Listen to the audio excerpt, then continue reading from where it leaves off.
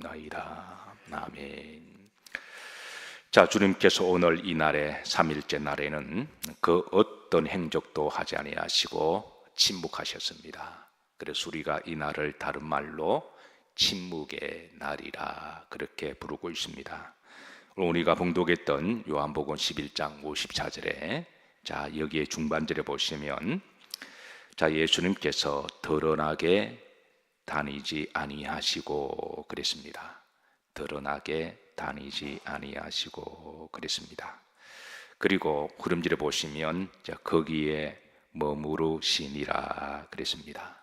그러고 나서 오늘 본절에는 예수님이 머무셨던 곳이 어딘지도 우리에게 밝혀주고 있는데요. 중반절에 보시면 이제 에브라임이라는 동네에 가서 그랬습니다. 이 에브라임 동네라고 하는 것은 지도를 보시면 이스라엘의 서쪽에 요단강에 있는 서쪽에 있는 이 붉은 서클 라인에 있는데요. 이것을 흔히 에브라임 산지라고 부릅니다. 그곳에 그만큼 이제 산이 많기 때문에 에브라임 산지라고 부르는데요. 자, 이곳에서 높은 산들이 있습니다. 그런데 주님께서는 정확하게 어느 곳에 피정을 하셨는지는 알 수는 없지만 주님께서는 이곳 어느 곳에 가셔서 이제 오늘 하루 피정하시고 머무시고 그리고 침묵하셨습니다.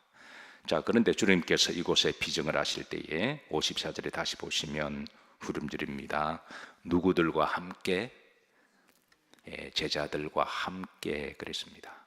주님 혼자서, 물론 주님이 필요하시면 이제 혼자서 한적한 곳에 가셔서 주님만의 시간과 공간의 시간을 계셔서 그곳에서 이제 비정하시고 침묵하시고 그렇게 하셨지만 또 어떤 경우는 함께 제자들을 함께 다니시면서 한적한 곳에 비정하시고 또 침묵하기도 하셨는데요. 왜 제자들을 데리고 가셨을까요? 그것은 제자들에게 바로 이런 침묵의 시간과 공간이 필요함을 하시고 또 이런 침묵의 영성과 신앙을 레슨하기 위함으로 때로는 제자들을 데리고 가기도 하셨습니다. 성경에 보시면 이제 주님께서 자주 침묵하는 것을 우리에게 가르쳐주고 계시고 또 그 장소도 또 시간도 알려주는데요. 요한복음 6장에 보시면 오병이어로 5,000명을 먹이셨습니다. 이때 정말 군중들이 난리가 났습니다. 우리가 약간만 상상을 동원해도 물고기 2마리하고 보리떡 5개로 가난하고 배고픈 많은 사람들에게 이렇게 떼어드리고 나누어드리는데 끊임없이 나옵니다. 안 그래도 배가 고파서 그렇게 힘들게 살아가는 사람들에게 있어서 누가 말하듯이 바보야, 문제는 경제야. 경제만 해결해 주면 무슨 짓을 하더라도 대통령이 될 수 있는 시대를 우리가 살아가고 있습니다. 그만큼 사람들이 이제 이 먹는 문제에 관심이 많은 거죠. 어쨌든 그렇게 끊임없이 나눠 주셨을 때에 사람들은 정말 열광을 했습니다. 그 벳세다 광야가 뒤집어졌습니다. 글자 그대로 뒤집어졌습니다. 왕이 되소서, 왕이 되소서, 우리를 위해서 왕이 되소서, 그리고 우리에게 먹거리를 충분히 제공해 주소서. 그랬을 때에 주님께서는 그 수많은 사람들의 함성 소리, 메시아의 소리, 그 소리를 피하셔서 한적한 곳으로 가셨습니다. 요한복음 6장 15절입니다. 다 같이 합독합니다. 그러므로 예수님께서 그들이 와서 자기를 억지로 붙들어 임금으로 삼으려는 줄 아시고 다시 혼자 산으로 떠나가시니라. 여기 보시면 다시 그랬습니다. 그러니까 주님께서는 다시 혼자 산으로, 그러니까 주님은 습관적으로 이제 자기만의 시간과 장소, 한적한 곳, 그곳이 어느 곳이든가 어쨌든 주님은 이제 자주 혼자 한적한 곳에 가셔서 침묵의 시간을, 혼자만의 시간을 가지고 계심을 보여주고 계십니다. 마태복음 16장 13절에는 주님은 제자들을 데리고 또 한적한 곳에 가시는데요. 16장 13절입니다. 합독합니다. 예수님께서 빌립보 가이사랴 지방에 이르러 제자들에게 물어 이르되 그랬습니다. 이게 빌립보 가이사랴 지방은 우리로 말하면 아마 저 강원도 태백 삼척 한 요 정도라고 보시면 될 거예요. 주님이 이제 베세다에서 들판에서 이렇게 사역을 하시고 그러고 나서 이제 주님은 이 가이사랴 빌립보 지방으로 가시는데요. 이 베세다에서 가이사랴 빌립보 지방까지는 걸어서 한 10시간 부지런히 올라가셔야 됩니다. 10시간을 부지런히 저도 이 길을 주님이 가셨던 길을 이제 추적하면서 올라가 봤는데요. 10시간 동안의 제자들과 말없이 올라가실 때에 어떤 생각을 하셨을까? 어떤 마음이셨을까? 이렇게 터벅터벅 올라가시는 그 길에 이 제자들과 함께 이제 올라가셔서 올라가는 그 시간은 서로 간에 이제 말이 많은 시간도 아니고 서로의 친북의 시간이죠. 각자의 기도의 시간이었고 뭐 이렇게 올라가는데 뭐 이렇게 이런저런 말을 많이 하겠습니까? 그래서 그 시간 동안에 주님은 어떤 생각을 하시고 또 제자들은 어떤 마음으로 따라오기를 원하셨을까? 그게 한 10시간 정도의 깊은 산속에 가셔서 저들과 이제 긴 시간의 침묵을 진중한 시간을 끝내고 이제 정말 영혼의 소리로 물으십니다. 너희들은 나를 누구로 하느냐? 오랜 기도와 자기만의 영생의 시간을 가진 후에 우리들에게 진지하게 묻습니다. 너희는 나를 누구로 하느냐? 사람들은 나를 어떻게 생각하느냐? 이런 아주 복음의 본질에 대해서 물으셨습니다. 요한복음 8장에서도 침묵하시는 모습을 보여주시는데요. 어떤 사람들이 가늠한 여인을 끌고 왔습니다. 주님께 대답을 요청합니다. 이 여인을 어떻게 할 것입니까? 그게 요한복음 8장 4절입니다. 합독합니다. 예수님께 말하되 선생님이여 이 여자가 가늠하다가 현장에 잡혔나이다.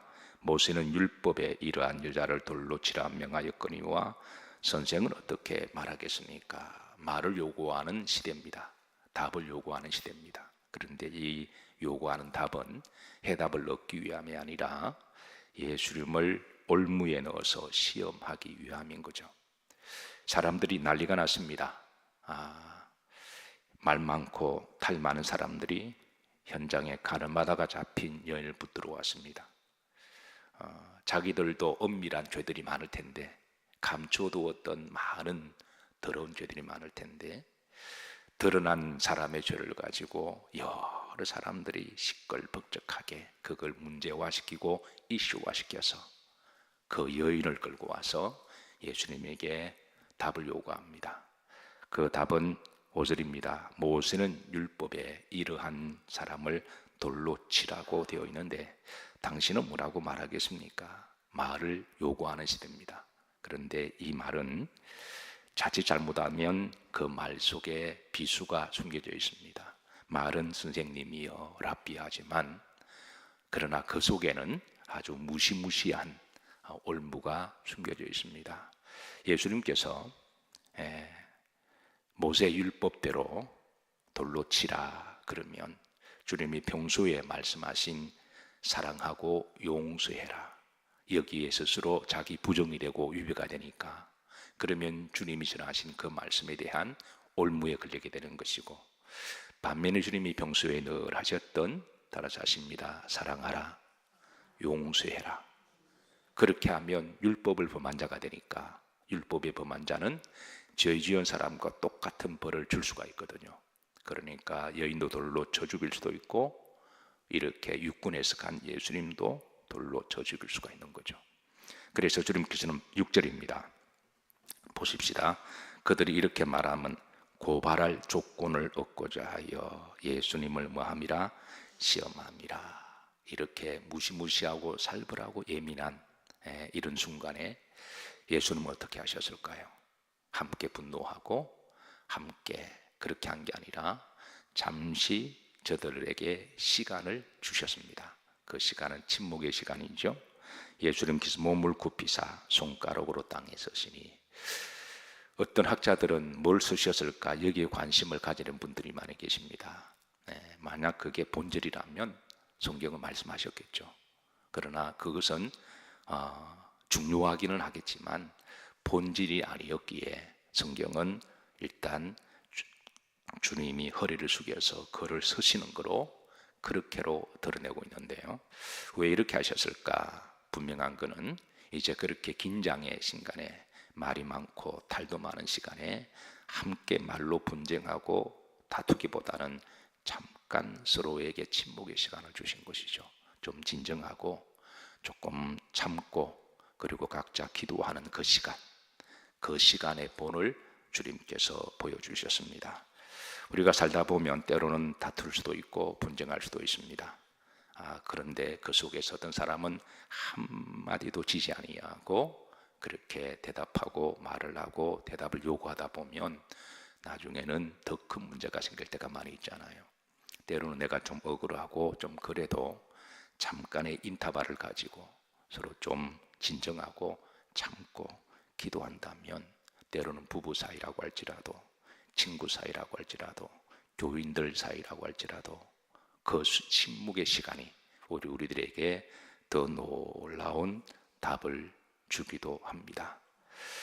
이 외에도 주님의 침묵의 모습은 더 있는데요. 요한복음 8장 59절입니다. 이게 보시면 합독합니다. 그들이 돌을 들어 치려 하거늘 예수님께서 숨어 성전에서 나가시니라 그랬습니다. 사람들이 돌을 들어 예수님을 죽이려고 그럴 때에 주님은 함께 분쟁하거나 목소리 높이지 아니하시고 성전으로 숨어 그랬습니다. 이거 이제 숨어라는 용어보다도 이제 피신하여라는 말이 더 잘 어울릴 것 같아요. 주님은 성전으로 들어오셔서 어느 정도 계셨습니다. 하나님과 침묵의 시간을 가진 거죠. 잠잠할 때까지, 시끄러운 소리가 잠잠해질 때까지 주님은 함께 기도하시고 오직 하나님만 바라보셨습니다. 그리고 잠잠해지자 그리고 성전에서 나가셔 그리고 이제 또 사역 현장으로 가십니다. 이런 주님의 침묵의 가르침으로 우리 기독교는 초대교회 때부터 침묵의 훈련과 영성의 가르침이 있었습니다. 초대교회 교부 암브로스라고 하는 교부가 있는데요. 흔히 이제 그를 로마의 밀란에서 사역했다 그래서 밀란의 교부다라고 그렇게 이야기해요. 아마 여러분들은 암브로스가 누군지는 좀 생소하실 거예요. 근데 여러분 성 어거스틴은 기억하시죠? 워낙 유명하신 분이니까 성자 어거스틴의 서성입니다. 그러니까 이분이 없었다면 아마 어거스틴도 없었겠죠. 어거스틴이 없었다면 아마 서구신학도 나오지 않았을 거예요. 어쨌든 그 당시는 굉장히 유명한 그런 교부였는데요. 그는 카인과 아벨의 글 속에 이렇게 기록하고 있습니다. 교회에서 침묵은 성도의 영성이고 덕이다. 하나님의 말씀을 잘 듣고 경청하기 위해서는 교회에서는 지나치게 말을 많이 하는 것을 조심하라. 하나님을 향한 침묵, 말씀을 향한 침묵은 내면의 소리, 영혼의 소리, 하나님의 음성을 듣는 통로다. 그러니까 우리가 교회에 와서 우리가 교회에 온다고 할 때는 전제가 첫 번째 하나님께 예배 드리기 위해서 오는 것인 줄로 믿습니다. 그리고 예배는 곧 기도로 이어집니다. 예배와 기도는 같이 가는 거죠. 그리고 찬양도 우리가 흥을 따라 부르는 게 아니라 우리의 신앙 고백이고 기도고 예배입니다. 예배와 기도와 찬양을 받으실 분은 하나님이시죠. 그런데 교회에 오셔서 그게 본질의 목적인데 하나님께 예배와 기도와 찬양보다는 사람들끼리 말을 많이 하다 보면 그 말소리 때문에 우리가 하나님께 집중하지도 못하고 하나님께 기도와 영성의 내면의 시간을 가지지 못하고 사람의 소리만 남아서 나갈 때는 때로는 낙심하고 영적 힘을 얻지 못하고 나가는 경우가 많이 있다라는 거예요. 교제를 하지 말라는 것은 아닙니다. 우선순위가 그렇다라는 거예요. 우선순위가 교회에 오셨으면 먼저 침묵은 교회의 성도의 서로 간의 덕임을 우리가 서로 알고, 그래서 하나님과의 은밀한 내면의 영성의 시간을 가진 후에야, 그래서 우리 속에 하나님과 시간을 가지면 분명한 것은 하나님은 사랑을 채워주시고 은혜를 채워주시고 용서를 채워주시고 평안을 채워주시고 성령을 채워주시고, 그리고 교제를 해야 사랑이 전달되어지고 위로가 전달되어지고 평안이 전달되어지고 용서가 전달되어집니다. 그런데 사람의 소리가 막 들어오면 여기에는 서운함이 있고 오해가 있고 불안이 있고 말만 많아지고, 이게 그대로 전달이 되어지면 더 큰 오해가 일어나는 거죠. 그래서 교회에서 침묵은 때로는 성도의 덕이라고 할 수가 있습니다. 교회에서의 침묵은 하나님과 나와 둘만에 보내는 시간이고 둘만에 걷는 동행이며 둘만이 있는 공간이라고 할 수가 있습니다.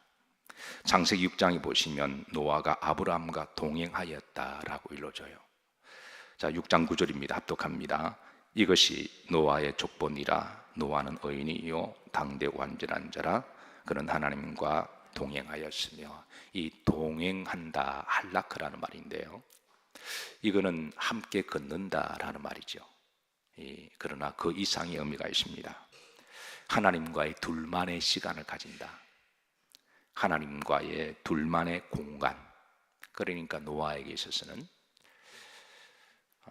늘 하나님과의 내밀한 둘만의 시간과 공간에 있었다라는 거예요. 그 시간과 장소는 언젠지는 그렇게 중요하지는 않습니다. 그게 산이든 들이든 아니면 교회든 간에, 아니면 때로는 여러분들이 분주와 움직이는 일터에서도 잠깐 우리가 하나님과의 둘만의 침묵하면서 그 시간을 가질 수가 있는 거죠. 분명한 노아에게는 그런 신앙의 시간과 공간이 있었다고 하는 게 중요한 겁니다.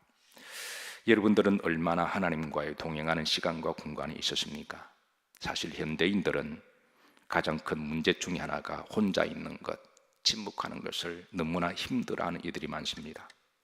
흔히 소통의 중요성을 강조한 나머지 너무 지나치게 강조함으로 인해서 말이 많아짐으로 소통이 오해가 되어지고 소통이 진통이 되고 나중에는 소통이 불통이 되는 그런 결과를 초래하게 됩니다. 서양 속담에 잘 아시다시피 웅변은 뭐라고 그랬나요? 은이다 그랬습니다. 말 잘하는 것은 참 좋은 것 같아요. 그런데 침묵은 뭐라고 그러나요? 금이라 말하잖아요.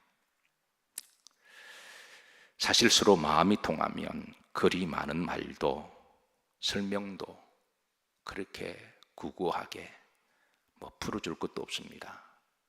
살다 보면 서로 오해가 될 수도 있지만 서로 마음이 통하면 구차하게 이건 이래서 이렇다라고 설명하는 것도 서로의 신뢰에 대하여 신뢰하지 못하니까 설명하는 거겠죠.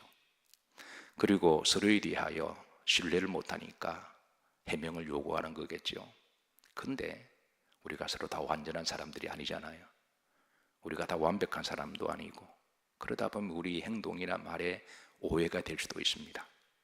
그러면 서로 신뢰한다면 그건 충분히 그거는 사랑으로 용서로 믿는 사람이 그렇게 살아가는 거니까 구차하게 뭘 요구를 하고 해명을 받고 설명을 하고, 그것보다도 그냥 말없이 침묵하고 기도하는 것이 또 우리 성도의 덕이기도 하고 또 믿음의 관계인 줄로 믿습니다.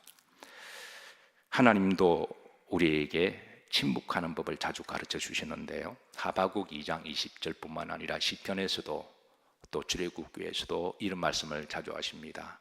너희는 하나님 앞에 잠잠하라. 말을 하지 말라는 게 아니라 잠잠함을 배우라고 하는 거죠. 우리에게 이렇게 잠잠하고 침묵하는 것을 가르쳐 주시고 배우게 하십니다. 하나님도 엘리야에게 침묵하는 법을 가르쳐 주시는데요, 하나님은 엘리야에게 호렙산 동굴에 가라 그럽니다. 그래서 그는 호렙산 동굴에서 그는 하나님의 말씀을 듣기를 원합니다. 성정이 화끈하고 불같은 사람이어서, 급한 사람이어서, 뜨거운 사람이어서 하나님이 불같이 뜨겁게 화끈하게 말씀하는 거로 기대했습니다. 그런데 열왕기상 19장 11절 12절 말씀 보면, 자 중반절에 보면 크고 강한 바람이 산을 가르고 바위를 부수나 바람 가운데 여호와께서 마지 아니하며 계시지 아니했다. 크고 강한 바람이, 그 속에 하나님의 불같은 음성으로 말씀할 줄 알았는데 그 가운데도 아무 말씀도 하지 아니하시고, 후에 지진이 있으나 지진 가운데도 여호와께서 마지 아니하며 계시지 아니했다. 그리고 19절입니다. 합독합니다. 또 지진 후에 불이 있으나 불 가운데도 여호와께서 계시지 아니하더니 그랬습니다. 그러고 나서 그 다음에 불 후에 어떠한 소리가 있는지라 세미한 소리가 있습니다. 물론 그렇다고 하나님은 강하게 바람 가운데 화끈하게 말씀을 전혀 안 하시는 분이야. 그건 하나님의 마음이세요. 오순절 마가이 다락방에는 120명의 성도가 뜨겁게 기도했을 때 하나님 불같이 임하셨고, 시내산은 진동 가운데 임하셨고, 그래서 엘리야의 문제는 하나님이 항상 그렇게만 말씀하는 줄로 알았던 거죠. 우리가 기도할 때 우리가 뜨겁게 기도하는 것은 우리가 함께 영을 서로 힘이 되고 모아서 하기 위해서 때로는 동성기도도 하지만, 그러나 우리가 때로는 조용하게 침묵하는 기도도 할 줄 알아야 되는 거죠. 이 두 가지를 밸런싱을 잘 맞추어서 어쨌든 기도를 들으시는 분은 하나님이시니까, 그래서 하나님은 어느 한 모습만 우리의 신앙을 받으시는 게 아니라 이 두 가지가 잘 밸런싱을 맞추어서 함께 할 때는 함께 하고 또 혼자 할 때는 혼자 하는, 그래서 엘리야에게는 이게 좀 부족했던 것 같아요. 그럼 마침 모세가 시내산에서 불꽃이 마셔서 떨기나무 가운데 활활 붙고 하늘에서 불빛이 내려와서 레이저가 십계명을 적었듯이 정말 스펙타클하고 눈에 보이니까 정말 대단한 거죠. 그런데 이런 눈에 보이는 모습이 우리의 신앙이나 영성이 다가 아니라는 거예요. 하나님은 엘리야에게 이제 세미한 가운데, 너가 잠잠하게 조용한 가운데 하나님이 그때에 기다리시고 말씀하심으로 바로 이제 침묵의 영성을 가르쳐 주셨습니다. 중세시대 때 복잡하고 주양 많고 말 많은 세상에 살다가 가끔 수도원에 가는 성도들이 많았습니다. 이때 수도원에 가면 수도사들이 제일 먼저 가르치는 게 뭘까요? 바로 침묵의 영성이었습니다. 억울하고 분해서 올라와서 한탄하러 왔는데 수도사들은 잠잠하라. 처음에 얼마나 답답했을까요? 그런데 어느 시간에 잠잠한 시간이 지나고, 그리고 시간은 기도의 시간과 그리고 이제 노동의 시간을 주죠. 기도와 노동을 통해서 어느 정도 지나고 나면 그 속에 정리가 되어지고 또 내면에 빛을 얻는 그런 은혜를 체험하게 됩니다. 사랑하는 성도 여러분, 오늘 시대는 참 소음의 시대입니다. 말도 많고 탈도 많습니다. 분명한 것은 말이 많으면 뭐도 많아질까요? 탈도 많아진다는 거죠. 탈이 많은 곳에 보면 항상 뭐가 많이 있습니까? 말이 많기도 합니다. 말뿐만 아니라 이 세상은 각종 소음으로, 소리로 가득 차 있습니다. 좀 집에서 좀 평안히 쉬고 싶은 홈 스위트 홈 있잖아요.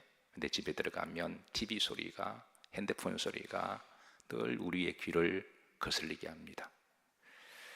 길거리에 가면 자동차 소리, 정신이 없습니다. 하늘에는 비행기가 날아가는 소리, 직장에는 공장의 기기가 돌아가는 소리, 이 소리 저 소리 잡소리들이 온 세상을, 온 거리를 가득 채우고 있고, 심지어 가정 안에서도, 그리고 우리의 마음속에도 가득 차 있습니다. 그래서 우리의 귀는 너무 피곤합니다. 너무 소리들이 우리 심령에 많이 들어오다 보니 우리 마음이 심란하고 들떠 있습니다. 어떤 소리는 사람의 심령 속에 들어오면 불안하게 하고 두렵게 만듭니다. 어떤 소리는 많은 잡소리들 가운데 마치 보디발의 처가 요셉을 유혹하듯이 달콤한 말로 유혹하고 미혹하는 소리도 있습니다. 어떤 소리들 중에는 마귀의 소리가 있어서 뱀처럼 은밀하게 돌아다니며 아담과 하와에게 하나님이 먹지 말라 하시더냐, 너가 먹게 되면 눈이 밝아지고 너가 지혜롭게 된다, 이런 은밀한 소리 가운데는 마귀의 소리도 살짝 끼어 있어서, 그래서 우리가 이 잡다한 소리를 이렇게 속에서는 잘 분별하기 힘든 거죠. 그래서 우리는 이런 세상의 잡다한 소리를 분별하기 위해서 때로는 우리는 이제 침묵의 시간이 필요하고, 예수님께서도 그런 가운데 성전에 가셔서 성전에서 머무시다가 그런 소리가 잠잠할 때 그리고 다시 나가셨다 가르쳐 주고 있습니다. 사랑하는 성도 여러분, 우리 모두는 마음의 평안을 누리기를 소망합니다. 저는 여러분들을 위해서 늘 마음이 평안하기를 기도합니다.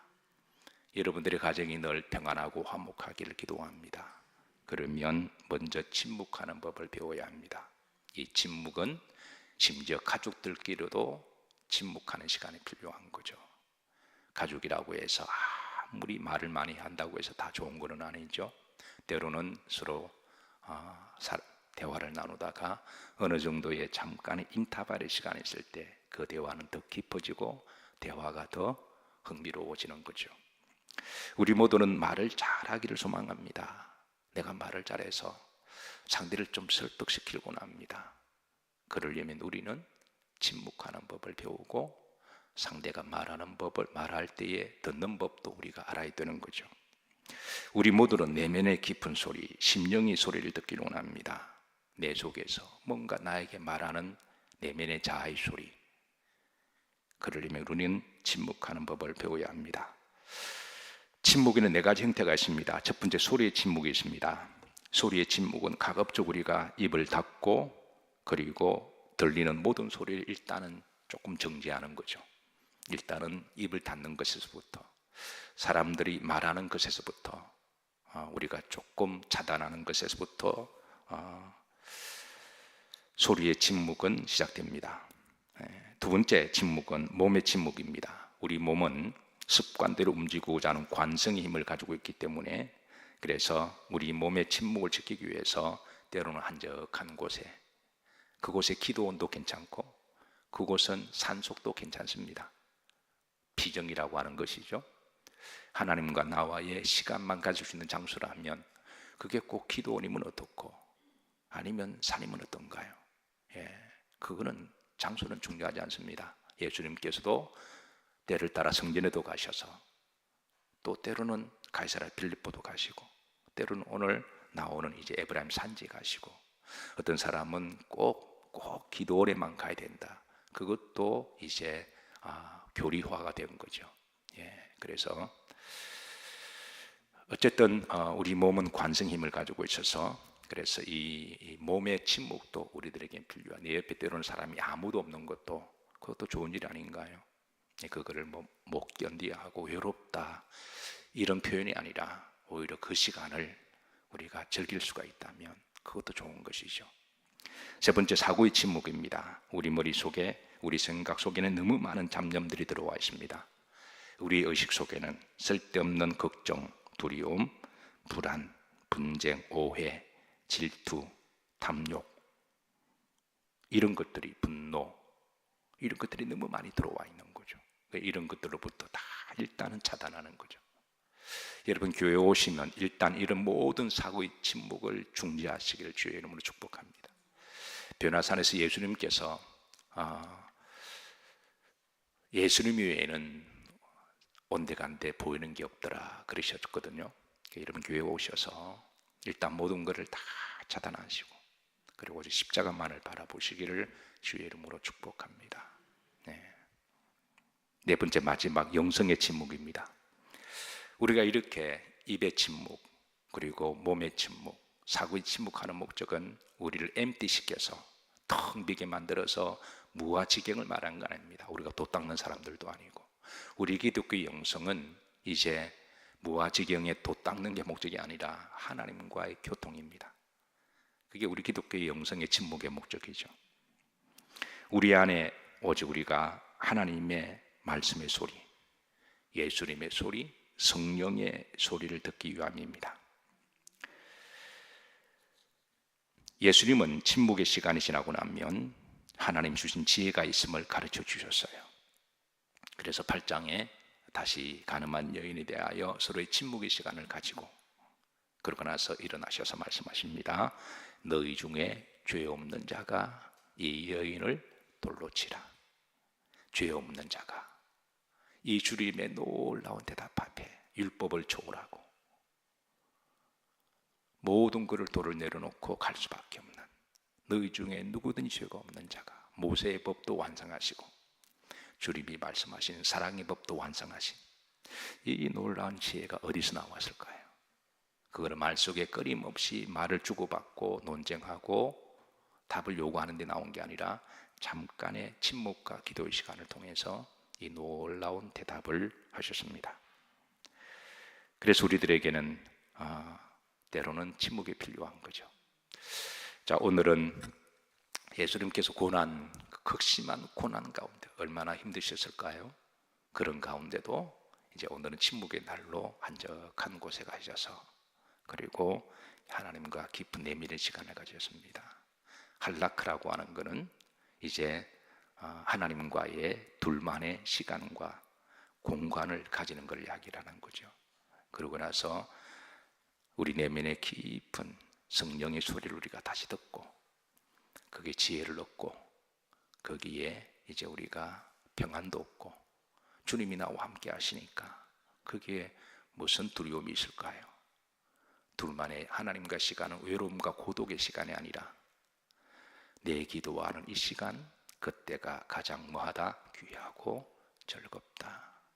그래서 이 할라크의 비밀을 아는 사람은요 외롭거나 고독해서 못 살겠다 그런 게 아니라 오히려 그 시간을 오히려 유의하고 즐거워하고 하나님과 깊은 시간을 통해서 나 자신을 성찰하고 그리고 우리 속에 주시는 그 평안의 힘을 가지고 우리가 다시 평안을 회복하고 성령으로 충만하게 채워서 그리고 주신 지혜를 가지고 그리고 우리 삶의 현장에 가서 우리가 또 그렇게 건강하게 살아가는 것 이게 바로 우리 성도의 삶인 줄로 믿으시길 바라고 특별히 뭐 산속의 깊은 곳에 가서 아니면 유럽에 가서 뭐 수도원에 가고 싶은 그런 마음도 있겠지만 그러나 이곳이 여러분들에게 그런 침묵의 영성의 장소가 되신다면 얼마나 좋을까요? 세상에 말 많고 탈 많고 복잡하고 분쟁이 많을 때 예수님처럼 교회에 오셔서 조용히 주님 바라보시고 기도하시고 주님과 한락하셔서 날마다 새 힘 얻으시기를 또 평안 얻으시기를 주의 이름으로 축복합니다. 자, 오늘은 여러분